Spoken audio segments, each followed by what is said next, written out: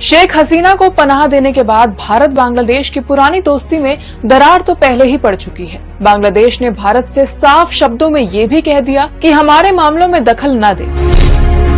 दो पुराने दोस्तों की इस तल्खी का फायदा चीन, पाकिस्तान, यहाँ तक कि अमेरिका जैसे देश भी उठाने की कोशिश कर रहे हैं। बांग्लादेश की नई केयरटेकर सरकार को कैसे लुभा रहे हैं ये देश?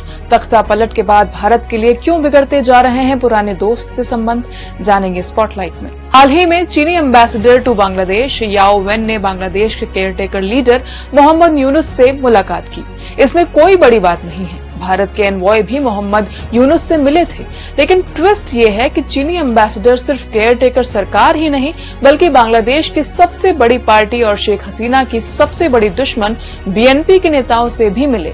और तो और कई बार बैन हुई जमात इस्लामी के ऑफिस पहुंचे और दोनों के बीच दोस्ती का एहतराम भी किया। सवाल है कि जमात इस्लामी और चीनी एम्बेसडर के बीच की ये मुलाकात चर्चा में क्यों आई? ऐसा इसलिए क्योंकि बांग्लादेश की जमात इस्लामी पार्टी के कई नेताओं को साल 2010 में वॉर क्राइम के लिए दोषी ठहराया गया था। 2013 में बांग्लादेश के सुप्रीम कोर्ट ने इस पार्टी का रजिस्ट्रेशन तक कैंसिल कर दिया था। तब से 14 सालों में किसी भी देश के ऑफिशियल इनके ऑफिस नहीं पहुंचे, लेकिन चीन ऐसा करने वाला पहला देश है। याओ वेन ने न सिर्फ जमात चीफ से बातचीत की बल्कि जमात इस्लामी को वेल ऑर्गेनाइज्ड ग्रुप तक कह दिया। बात करें बीएनपी यानी बांग्लादेश नेशनल पार्टी की, तो चीन काफी पहले से ही इस पार्टी से नजदीकियां बढ़ाता रहा है। साल 2016 में जब शी जिनपिंग बांग्लादेश दौरे पर थे तब उन्होंने पीएम शेख हसीना से तो मुलाकात की ही थी, लेकिन उनकी राइवल खालिदा जिया से भी मिले थे। ये चीन की डिप्लोमेटिक स्ट्रेटेजी को दिखाता है। एक और खास बात, चीन जिन दोनों पार्टियों से नजदीकियां बढ़ाने की कोशिश कर रहा है वो एंटी इंडिया है, चाहे बीएनपी हो या जमात इस्लामी। वहीं पाकिस्तान की बात करें तो पाकिस्तान की स्ट्रेटेजी भी चीन से ज्यादा अलग नहीं है। हाल ही में पीएम शहबाज शरीफ ने ट्वीट कर मोहम्मद यूनुस से फोन पर बातचीत और दोनों देशों के बीच ऐतिहासिक और सांस्कृतिक रिश्तों को बेहतर करने की बात लिखी।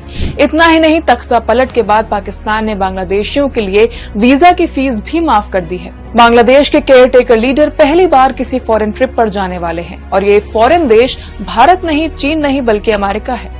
उम्मीद है कि वो अमेरिका में होने वाले United nation general assembly attend करेंगे और स्पीच भी देंगे। एक्सपर्ट्स मानते हैं कि बांग्लादेश इसके जरिए दुनिया को ये बताना चाहेगा कि आने वाले समय में वो पॉलिटिकली कैसे आगे बढ़ेगा। इन सबके बीच भारत का बांग्लादेश की ओर रुख क्या है? हाल ही में इंडियन हाई कमिश्नर ने बांग्लादेश के अंतरिम होम मिनिस्टर से मुलाकात की और बांग्लादेश में सिक्योरिटी इशू, भारतीयों की सुरक्षा और फ्लड वार्निंग को लेकर बातचीत की, क्योंकि कई बांग्लादेशियों ने गलत तरीके से भारत को बाढ़ के लिए जिम्मेदार ठहराया था। बांग्लादेश में 89 केस की आरोपी शेख हसीना अब भी भारत में है और ये दोनों देशों के बीच रिश्तों की अड़चन की एक बड़ी वजह बनी हुई है। देश दुनिया की और बड़ी खबरों के लिए देखते रहें शब्द चक्र न्यूज।